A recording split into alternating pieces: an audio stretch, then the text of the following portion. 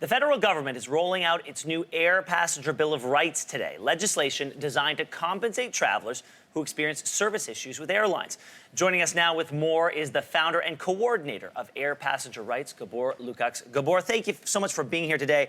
This is a new framework for people who travel through the air, and so it's great to have you sort of be here for a primer today. Let's talk about the first phase of the new regulation that addresses these situations. Delays on the tarmac, what happens when a passenger is denied boarding, lost and damaged luggage, and the transportation of musical instruments. So let's talk about being stuck on the tarmac.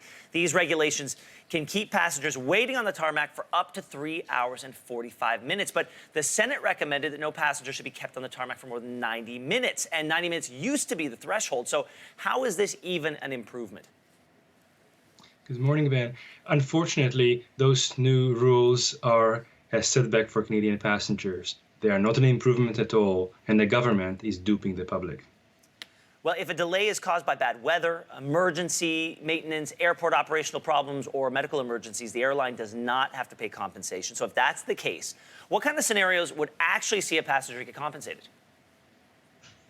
This is exactly the problem with the new rules. We are concerned that in the vast majority of the cases, passengers will see no compensation whatsoever. There are some bombastic dollar figures in the paper, which look good on the paper, but actually you will not be eligible for those amounts.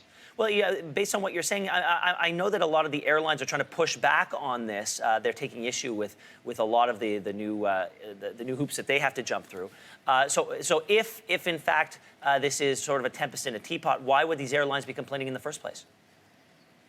The airlines have been colluding with the government for a long time about what would go into these regulations, way before the public had any kind of say on what should be there. The airline's concern is not what is in the regulations, but what could go there in the future.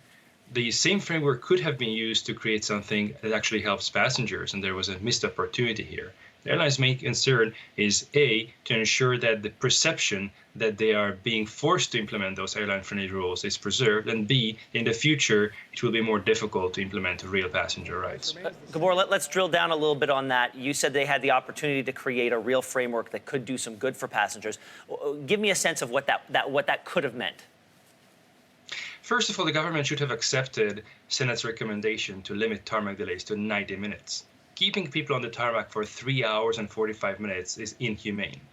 Second, Canada should have adopted the European Union's gold standard for passenger protection, which provides a balance between the rights of passengers and airlines, and it has proven to work for the past 13 years.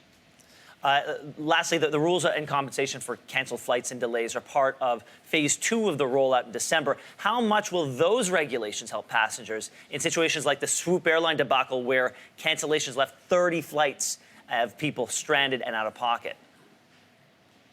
Those new rules are going to make things slightly worse for people in Swoop's situation, because Swoop would be able to argue under the new rules that what happened was due to maintenance issues, and therefore it owes nothing to passengers. Gabor, thank you very much for joining us. A lot to get used to this morning. We appreciate your insights.